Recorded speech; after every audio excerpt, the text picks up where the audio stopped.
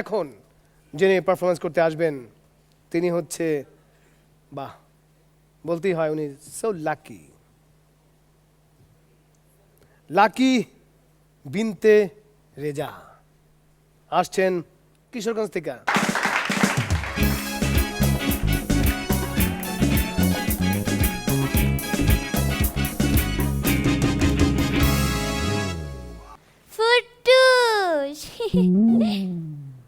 আমার মাথায় এত লম্বা ঘুমটা থেকে চিন্তা করতেছেন আর কারণ কি আমি নিজেই কইতাছি আরে এই হাসু অডিশনের কথা শুনে আম্মা আমারে কইতাছে লাকি যা তুই গে রেজিস্ট্রেশনটা কইরেলা আমি কইলাম আম্মা আমি তো কিছুই পারি না তখন আম্মা আমারে কইতাছে আরে তুই তো হাসুতে যাইবি হাসাইতে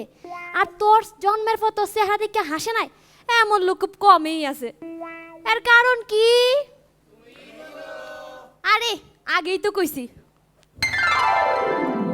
আমার এই চেহারা এই হাসুর বিচারকরা না এমন ভাবে হাসে যে আজ রইল ডরায়া পলায়া যায় তাই আমি হাসুতে যোগ দিছি এত কইতে বুঝতেই পারতেছেন হাসুতে বাঁচার ওয়ারেন্টি না থাকলেও গ্যারান্টি আছে এক মশা আর এক মশারে কইতাছে কিরে তোরা না দেখলাম এই স্মার্ট স্যারের কামও দিতে গেলি তুই যা ফিরে আইলি তখন দ্বিতীয় মশা কইতাছে আর কইস না এই ছেলে শুইলে যে গামের গন্ধ আমার করে ভূমি আয় বসে তাই ভাবলাম কামড়টা গোসলের পরেই দিমু আমার মামা একদিন মামিরে ঝগড়া লাগা কইতেছে এই আজ যে তোরে খাইছি তখন মামি কইতাছে হইছে হইছে এই 13 বছর ধইরাই তো খাইতাছ আমার পারফরমেন্স শেষ হওয়ার পর সাজু ভাই কইতাছে সাব্বাস লাকি সাব্বাস তখন আমি কইলাম ভাই এই হাসুদাইসা যেই বাস খাইছি এই অত বড় বাসা ঠেলালো আমার পক্ষে সম্ভব না এক লোক সারাদিন পুকুরে বড়শি ফেলাইয়া পাড়ে আইসা বইসা রইছে তখন একটা মাছ হয়ে তার টুপ খাইলো না তখন সে হাসা হাসা কইতাছে সারাদিন তো টুপ খাইলি না এই না 2টা টেহা কিছু কিনা খাইস আজকাল ফেসবুকে যা হয় তো এক ফেসবুকে ছেলের সাথে আমার হ্যাপি একটা রিলেশন হইল তো সে একদিন আমার কল দিয়ে কইতাছে হ্যালো ফুলটুসি কাল গোদালের মাঠে এসে আমার সাথে দেখা করবা 9টায় আচ্ছা ঠিক আছে তো গেলাম গিয়া দি মাঠে কেউ নাই তখন এক পিচ্ছে এসে আমার কইতাছে হাই ফুলটুসি কেমন আছো আই লাভ ইউ তখন আমি কইলাম এই এই তুমি কেডা হ্যাঁ তুমি এই কথা আমার কও কে কই করে কও কও আরে আমি তো তোমার সে ফেসবুক ফ্রেন্ড আচ্ছা বলেন তো ছেলেরা পৃথিবীতে কোন সময়টাতে নিজেরা খুব অসহায় মনে করে তুমি বলো আরে তার বোঝন তারে মারণ লাগে জারুলে দৌড়ান দেয় ফুটুস আরে নিপুণাপুর রূপের কোনো তুলনা হয় না সুবহানাল্লাহ আরে নিপুণাপুর রূপের কোনো তুলনা হয় না সাজু ভাই তার প্রেমে পাগল দেওয়ানা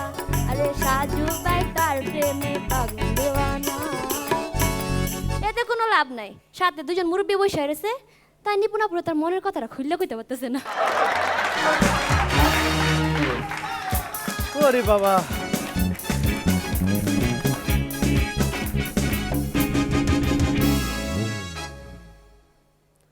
লাকি তোমার স্টেজ প্রেজেন্সটা খুব পাওয়ারফুল এবং আমি লক্ষ্য করেছি যে এক্সাজারেশন নেই তারপরেও তোমার পুরো ঠোঁট একদম দুটো চোয়াল চোখ ভ্রু সব কিছু এমনভাবে কাজ করে যে স্টেজে 2000 লোকের মধ্যে বসেও যদি তুমি পারফর্ম করো তাহলে মনিটরে না তাকিয়ে তোমাকে তারা দেখতে পাবে এটা একটা অসাধারণ ক্ষমতা আর আমি প্রত্যেকটা জোক এনজয় করেছি থ্যাংক ইউ আর সুন্দর আপনার নিপুণ এবং আমাকে নিয়ে আপনি যে জোকসটি বলেছেন আমার খুব ভালো লেগেছে হ্যাঁ ভালো তো লাগবেই মানে নিজের ফেভারে গেলে সব কিছুই ভালো লাগে আচ্ছা তোমার জোকস খুব ভালো ছিল, তুমি স্টেজ পারফরমেন্স খুব ভালো, শুধু যেটা আমার চোখে একটু বারবার লাগছিল, তোমার চুলটা মনে হয় একটু ডিস্টার্ব করছিল। খুব ভালো। সব দিক দিয়ে বলবো যে তোমার নামের সাথে তুমি সুবিচার করেছো, তোমার নাম লাকি এবং তুমি আসলে একজন লাকি জোকস উপস্থাপক। আগামীতে আরো ভালো করবে বলে আশা করি। ধন্যবাদ। Thank you Lucky, thank you. Thank you very much.